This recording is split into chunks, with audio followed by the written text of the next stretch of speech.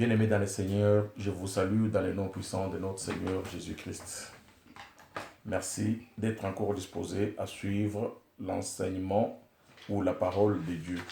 Selon qu'il est écrit, l'homme ne vivra pas seulement de pain, mais de toute parole qui sort de la bouche de l'Éternel. Soyez bénis. Que la paix et la grâce du Seigneur soient sur vous. Puisse-t-il que notre Dieu vous accorde la grâce, beaucoup d'attention, que son Saint-Esprit se déverse sur vous pour que vous compreniez ce que nous avons à parler de sa part. Car ça n'a pas été facile que je puisse préparer cet enseignement. J'ai eu beaucoup de perturbations, beaucoup de problèmes, mais je l'ai fait quand même parce que Dieu m'a fait grâce. Je vais encore une fois ce soir au devant de vous pendant cette période trouble de l'histoire où il y a une grande mutation qui est en train de s'opérer. Nous ne savons pas après cette période qu'est-ce qu'il y aura. La période où le coronavirus est en train de s'occuper de nous. Mais le plus grand danger, c'est les coronaphobies, qui est la peur. C'est la peur qui est le plus dangereux. Si vous tombez dans la coronaphobie, c'est trop dangereux. Parce que la peur est à la base de beaucoup de choses. La peur, c'est quoi? La peur, c'est le fruit de l'ignorance. Et quand vous avez peur, vous risquez de développer beaucoup de maladies qui sont trop dangereuses, qui peuvent vous faire du mal. Pour preuve, allez-y voir dans des cimetières, dans beaucoup d'endroits. Tout le monde qui est mort, qui est enterré là-bas, n'était pas toujours malade. Mais des fois, c'est le stress qui les a accélérés à partir. Que la grâce de Dieu puisse être avec vous. La parole de Dieu nous dit dans Osée 4:6 que le peuple de Dieu périt par manque de la connaissance, par manque des informations pouvant les aider à avancer. C'est la connaissance qui nous enlève l'illusion, qui nous permet de bien voir et d'avancer. Et comme il est aussi dit dans le livre de Matthieu 4:4, que l'homme ne vivra pas seulement de pain, mais de toute parole qui sort dans la bouche de l'Éternel. Nous allons entrer dans le vif de notre sujet aujourd'hui, qui est la repentance. La repentance. Il est apparu dans le désert, dans les temps passés, un homme qui criait dans le désert, à tout moment, qui disait « Repentez-vous, repentez-vous, aplanissez les voies du Seigneur, aplanissez les sentiers du Seigneur », qui s'appelait Jean-Baptiste. Si vous voulez lire, vous aurez à lire ça dans Matthieu 3, 1, verset 1, jusqu'au verset 3.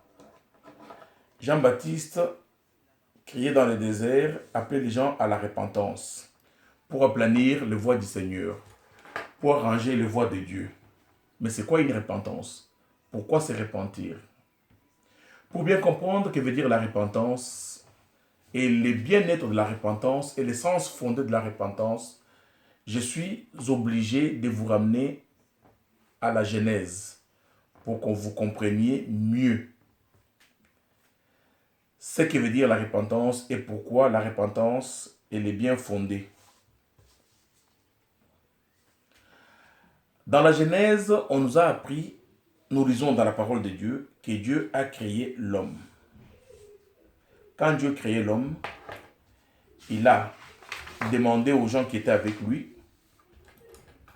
parce que c'est au pluriel, troisième personne du pluriel, il disait « créons ». Il pouvait dire « je crée ». Il a dit « créons ». C'est-à-dire qu'ils étaient ensemble. « Créons l'homme à notre image et à notre ressemblance ». Que veut dire une image? Que veut dire une ressemblance? Ça veut dire la copie conforme, identique. Tel que Dieu est, c'est tel que nous devons être. Ça veut dire que nous devons être des petits dieux avec la force et le pouvoir comme l'est notre Dieu qui est dans le ciel. Et après avoir dit ça, Dieu s'est penché pour créer l'homme, après avoir fait toute la créature. Dieu prit la terre. Il façonna une forme. La forme que nous sommes, la forme de l'homme. Et il souffla dans l'homme. Et l'homme prit vie. Et Dieu donna à cet homme beaucoup de privilèges. Il lui donna l'autorité de soumettre à la terre, de contrôler la terre, d'être le gestionnaire légal de la terre. Et Dieu demanda même aux anges, qui n'étaient pas fabriqués de la terre comme l'homme, d'obéir à cet homme et de l'accompagner, d'être à son service. Et quand Dieu a créé l'homme, nous savons dans la Bible, on nous parle que l'homme avait et a toujours aujourd'hui 3 parties. La première partie, nous avons le corps physique. Deuxième partie, nous avons l'âme. Troisième partie, il y a l'esprit.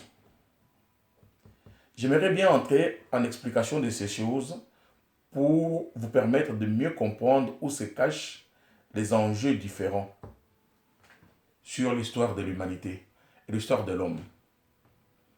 Quand tu as bien compris la base, cette base, tu peux bien évoluer. Et quand Dieu a créé l'homme, lui a donné le pouvoir, l'homme pouvait contrôler les forêts. Il pouvait contrôler toute la terre. Et dans un temps record, à une vitesse record, il pouvait se déplacer à la vitesse de sa pensée. Parce qu'il était à l'image et à la ressemblance de Dieu. L'homme pouvait aller même sous les eaux, contrôler les poissons, les soigner. L'homme pouvait approcher les animaux les plus féroces, les plus méchants. Il ne lui faisait rien. Parce qu'il avait la puissance de Dieu. Il était lié à Dieu. Comment cela était-il possible? Je trouve qu'il y a beaucoup d'ambiguïté dans cette anecdote. Nous devons analyser pour comprendre. Si on ne comprend pas, on n'analyse pas, on ne comprendra pas. Prenons la terre, la première partie.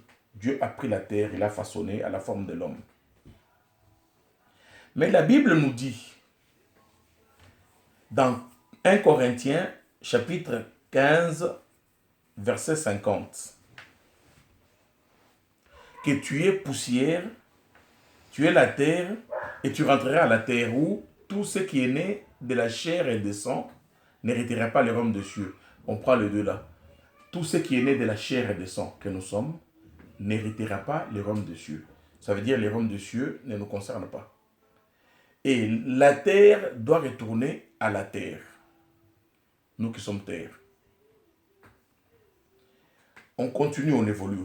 Prenez ça, je sais pourquoi je vous dis. Je vais revenir. Et de l'âme.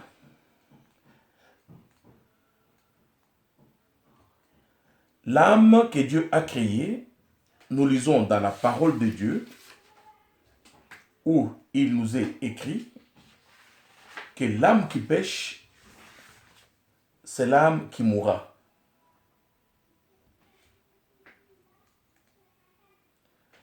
C'est comme je vous ai dit, c'est... Ouais, excusez-moi un peu. Je n'aimerais pas vous dire de n'importe quoi. Ouais, c'est comme je vous ai dit. Et nous allons parler maintenant de l'âme, où il nous est écrit que l'âme qui pêche mourra. Ça veut dire que l'âme aussi meurt. L'âme meurt. Et pourtant, l'âme qui est dans nous là, c'est le souffle de Dieu. Vous allez lire dans Ézéchiel 18, 20, où on parle de l'âme. Où on dit que l'âme qui pêche, il mourra. Et tous ceux qui naissent de la chair et du sang n'hériteront pas les royaumes des cieux, dans 1 Corinthiens, comme je vous ai dit, 15, 50. C'est pour que vous voyez que les deux parties de l'homme déjà, le corps et l'âme, sont mortelles. Comparons les deux là. Je laisse d'abord la partie esprit. Je ne laisse pas. Il y avait aussi l'esprit de Dieu. L'esprit est immortel. Mais si le corps est mortel, si l'âme est mortelle, et pourtant Dieu, nous savons que dans les attributs de Dieu, Dieu est éternel. Dieu ne meurt pas. Et Dieu n'est pas fait de la chair et du sang. Dieu reste un Dieu. Dieu n'a pas été créé. Nous avons été créés. Ça veut dire qu'il y a une ambiguïté, ou il y a un sens tout autre à cela, ou un sens caché, ou un sens à percevoir, plus on suit les Écritures à la lumière des Écritures. Parce que la Bible, c'est un livre par excellence, que l'humanité n'a jamais reçu un autre comme la Bible. Mais la Bible a plusieurs dimensions, selon la compréhension et selon la maturité, selon la croissance spirituelle que vous atteignez. Et derrière les lettres de la Bible, il y a un esprit qui vous permet de croître.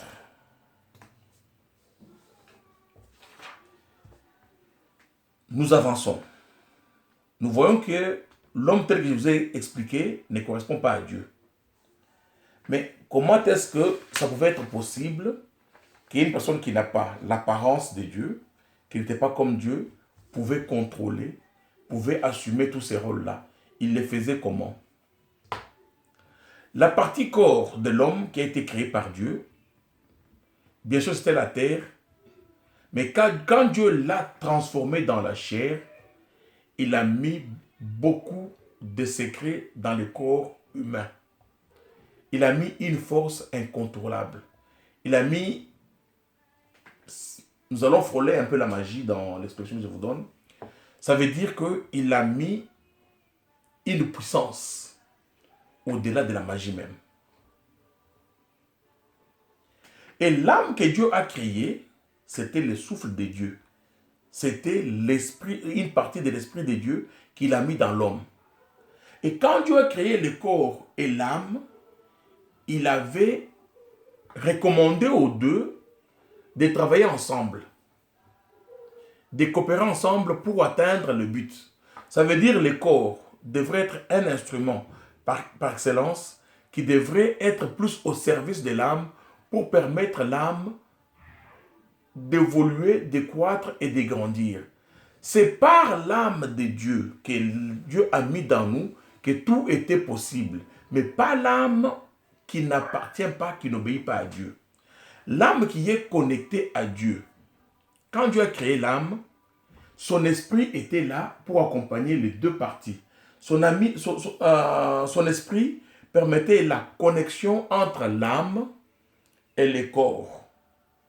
Ça veut dire que Dieu est une puissance, Dieu est une force. Je vais vous donner un exemple d'une façon scientifique pour que vous compreniez un peu. Je vais utiliser la physique. Prenons un métal, une tournevis, qui n'est pas magnétisé. Quand vous le mettez à une vis, il ne colle pas. Mais quand vous le mettez à un aimant puissant, pendant un long moment, il sera magnétisé. Et quand vous le mettez à un métal, il sera rapproché. C'est comme ça que l'âme qui était reliée à Dieu bénéficiait de la puissance de Dieu. Il était connecté, il s'est magnétisé. Il croissait en puissance. Et cette âme-là, tout était possible. Il était un fils de Dieu. Cette âme pouvait accomplir les tâches que Dieu lui donnait parce que l'Esprit de Dieu jouait l'intermédiaire entre l'âme et le corps. Et le corps avait compris que son rôle, c'était de se soumettre, de diminuer, d'alimenter l'âme. Dans la collaboration, jusqu'à ce que le plan de Dieu se réalise. Quel était le plan de Dieu? Que cette collaboration-là permette une fusion des deux à un certain moment. Et quand la fusion se réalise, et l'âme devient une âme nouvelle et devient un Dieu, et il atteint les projets et la réalisation que Dieu avait voulu pour qu'il puisse atteindre. Donc sans cette collaboration là-bas, il ne pouvait pas faire quelque chose. ne veut pas réaliser le dessein de Dieu. Et l'âme jouissait bien des bénéfices de la divinité et des anges et continuait à croître. Tant que l'homme-terre était au service de l'homme-âme, l'âme était plus grand que le corps, l'âme était au-dessus que le corps, l'âme était puissant que le corps, dont l'homme-terre ne marchait pas, ne vivait pas selon les désirs de la chair, mais selon les désirs de l'esprit. Écoutez à l'esprit, écoutez à l'âme, dont l'âme était supérieure au corps, et l'âme qui vivait de la parole, l'âme connectée de Dieu. Cette âme bénéficiait de la force, de la puissance et de toute l'aide des anges. C'est pourquoi les animaux pouvaient l'obéir, c'est pourquoi ils pouvaient contrôler tout par cette force, par cette puissance.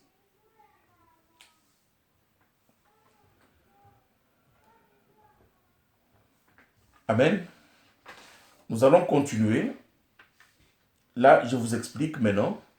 Et je vais vous donner quelques exemples sur l'âme, pour que vous compreniez que l'homme à l'image et à la ressemblance de Dieu n'est pas l'homme que nous sommes.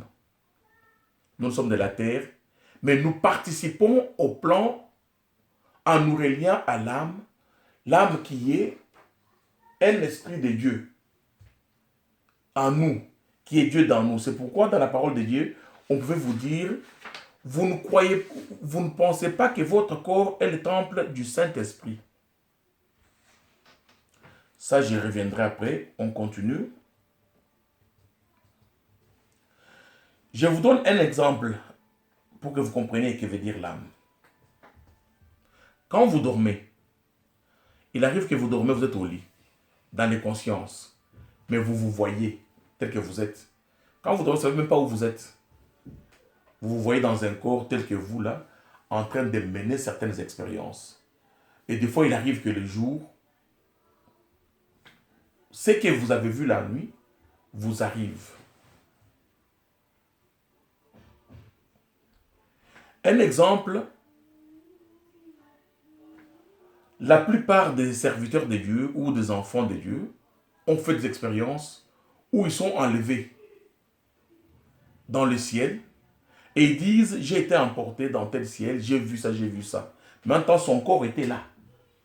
Si pas on pouvait emporter son corps, ce n'est pas l'expérience liée au corps physique, c'est lié à votre âme. Votre âme, c'est la partie qui vous dévoile à vous, qui se révèle à vous quand vous dormez, qui vous fait mener certaines expériences. Il y a certains qui disent, j'ai dormi, j'ai vu un serpent qui m'a mordu, et la journée, il a des répercussions, peut-être qu'il devient paralysé, ou il part. Ou soit j'ai vu, on m'a combattu, ou soit Dieu parle la plupart aussi par des rêves et par des songes. C'est pour que vous compreniez que l'âme, c'est le double de vous, mais qui est au-dessus de vous, qui est proche de Dieu, qui est capable de beaucoup de choses, dans les cas où vous acceptez de collaborer avec lui, mais dans la logique de Dieu. Si vous ne collaborez pas avec votre âme dans la logique de Dieu, pour que l'Esprit de Dieu soit connecté à votre âme et à votre corps, dont le corps doit faire une réduction de soi et continuer à accompagner l'âme jusqu'au moment où la fusion s'exerce pour réaliser le plan de Dieu, vous tombez dans l'erreur. Je vous donne ce qui est arrivé à l'homme. L'homme marchait toujours selon le plan de Dieu et l'homme jouissait de l'assistance de Dieu. Jusqu'au moment où, dans le jardin, Satan est venu, déguisé dans le serpent, pour tenter l'homme. Et quand le Satan vient, il dit à Ève, tu peux goûter de ces fruits. C'est bon. Si Ève lui dit non, Dieu nous a dit, si nous mangeons à ces fruits, nous mourrons. Satan lui a dit une facette. Il lui a dit non, Dieu a peur que vous ne mourrez pas. Mais il a peur que si vous mangez, votre conscience va s'éveiller. Vous allez commencer à comprendre et vous deviendrez des dieux. Il a menti parce qu'il n'a pas dit la vérité à la femme. il lui a parlé de l'aspect matière. C'est qui devrait être la chute de l'homme. Et pourtant, l'homme devrait être dans les sphères élevées. Je ne coupe pas là, je retourne un peu en arrière. Je vous parlais de l'âme et de comment l'âme fonctionne. Je vous donne un exemple dans le livre de Luc 16, 19 à 31. L'histoire de Lazare et de l'homme riche. C'est après leur mort, quand ils ont été enterrés, qu'ils ont vécu des expériences avec leur âme dans le domaine où nous devons être, soit du côté des dieux ou du côté des gens qui sont perdus pour être punis. Vous connaissez l'histoire, vous pouvez le lire dans Luc 16, 19 à 31.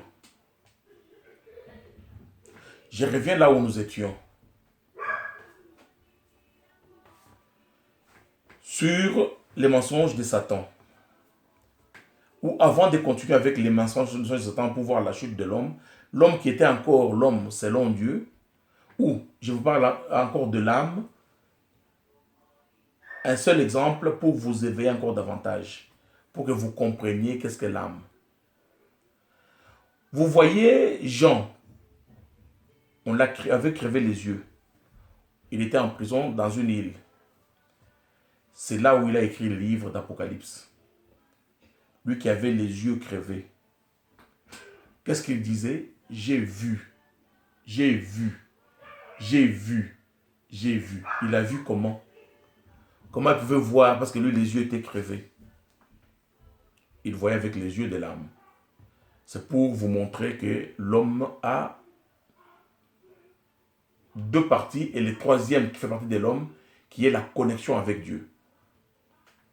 Là, je vous ai parlé de l'homme qui jouissait de presque tous les privilèges de Dieu, jusqu'à ce que le Satan arrive et est venu tromper à la femme. Et l'homme a connu sa chute. Quand l'homme vivait dans le jardin d'Éden, son âme était plus grande que son corps. Il ne vivait pas selon les désirs de la chair. Il vivait selon les désirs de l'âme et les désirs de l'esprit. Et quand l'homme est tombé, a succombé dans le mensonge du diable, quand l'homme a désobéi les recommandations que Dieu lui avait données de suivre, l'homme a chuté. Quand Dieu a réalisé que l'homme a chuté, il a demandé à Adam. Et Adam, le mensonge est entré, les accusations sont entrées, la perturbation. Dieu n'était pas content. C'est comme un exemple, un parent sur la terre qui a sa fille, qu'il aime beaucoup. Sa fille qui s'est fait engrosser. La plupart des parents se fâchent. Ils la mettent dehors. Mais ils ne la haïssent pas, ils ne la tuent pas.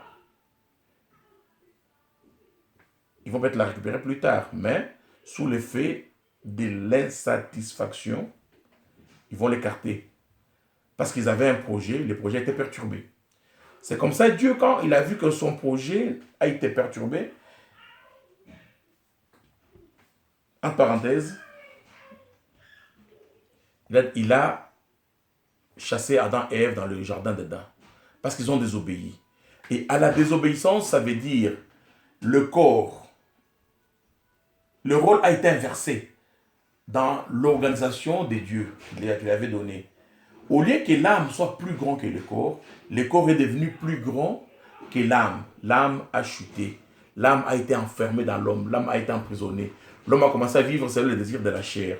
Oui, le diable avait dit à Ève, vous ne mourrez pas. Oui, c'est une demi-vérité. Ce n'est pas un mensonge. Effectivement, quand ils ont mangé au fruit à l'arbre de la connaissance du bien et du mal, leur conscience s'est ouverte. Ils ont commencé à comprendre qu'ils étaient hommes, qu'ils étaient femmes, qu'ils étaient nus. Et c'est de là même qu'a commencé même l'effet d'engendrer. C'est là où ils sont devenus même hommes et femmes. C'est là où tout a suivi. Mais Dieu, dans son amour, quand l'homme a chuté, quand le corps a pris la place de l'âme, et l'âme a pris le rôle du corps, l'Esprit de Dieu s'est retiré. L'homme a commencé à errer, parce qu'il n'avait plus l'Esprit de Dieu. Il n'était plus conduit par l'Esprit de Dieu. Il n'était plus conduit par les anges de Dieu. Il n'était plus conduit par la connaissance de Dieu. L'homme se conduisait maintenant vers le désir de la chair. L'homme a commencé à souffrir. L'homme a commencé à errer. Et l'âme est devenue prisonnier de l'homme. L'âme est morte, entre parenthèses. L'âme est morte, restée enfermée dans l'homme. Et maintenant, Dieu, dans son amour, a vu que ses enfants commençaient à errer, a commencé à les envoyer par chaîne, beaucoup de ses enfants, pour les rappeler à l'ordre. L'homme a commencé à errer partout. Et tous ces enfants sont venus pour rappeler à l'homme qu'il était un Dieu, qu'il ne veut pas errer comme ça, qu'il ne veut pas souffrir comme ça, qu'il était un enfant de Dieu. C'est pourquoi dans la manière d'errer des enfants de Dieu, plusieurs envoyés sont venus, la chaîne de Moïse, d'Élie, tout ça. Ils avaient pour mission de dire à l'homme de ne pas oublier. Nous allons voir dans 1 Corinthiens 6, 19. Ne savez-vous pas que votre corps est le temple du Saint-Esprit? Ils ont rappelé à l'homme qu'il avait un Esprit Saint qui était l'Esprit de Dieu, pour leur dire que Dieu est dans vous. Et dans 1 Jean 4, 4, où on leur dit, petits enfants, vous êtes des dieux. Celui qui est dans vous est plus fort que celui qui est dans ce monde. Qui était celui qui est dans eux? L'âme à l'image et à la ressemblance de Dieu. L'homme Dieu, l'homme qui devrait être relié à Dieu, était plus fort, plus puissant que l'homme matière. La terre qui était périssable, qui était vouée à être détruite, à devenir poussière.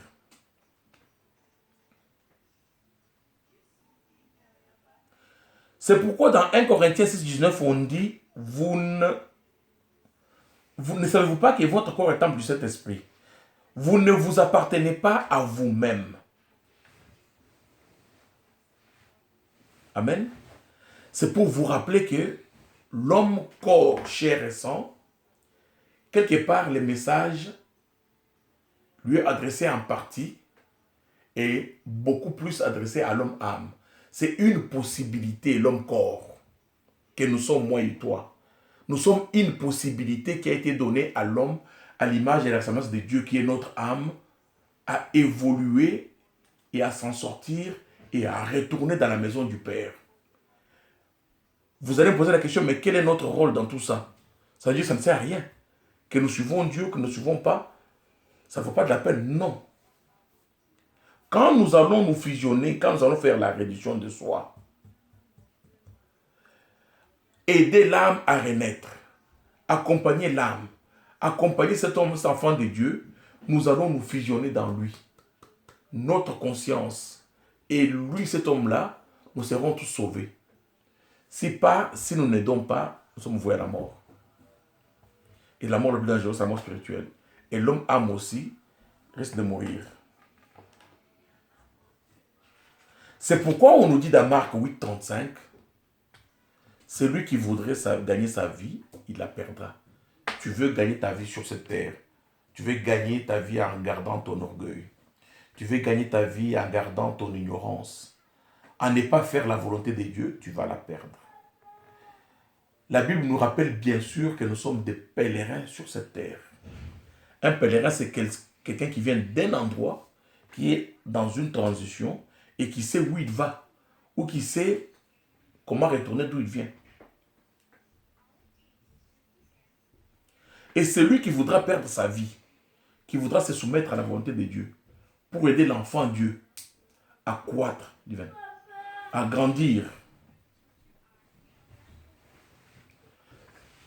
sera sauvé. Et il va retourner dans la maison du Père. Amen.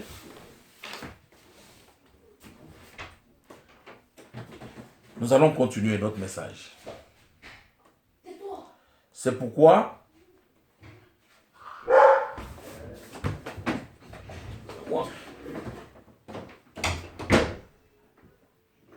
excusez-moi.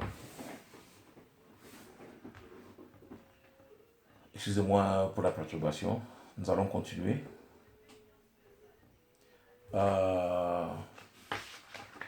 J'étais où? Sur la compréhension du message de Dieu et les retours vers la maison du Père. Et quand Jean est venu, a commencé à crier dans le désert, comme je vous ai dit au début, il y eut un homme qui criait dans le désert, « Repentez-vous, repentez-vous, repentez-vous, aplanissez le voie du Seigneur. » Ça veut dire, nous devons comprendre, nous préparer à ranger la venue du Seigneur.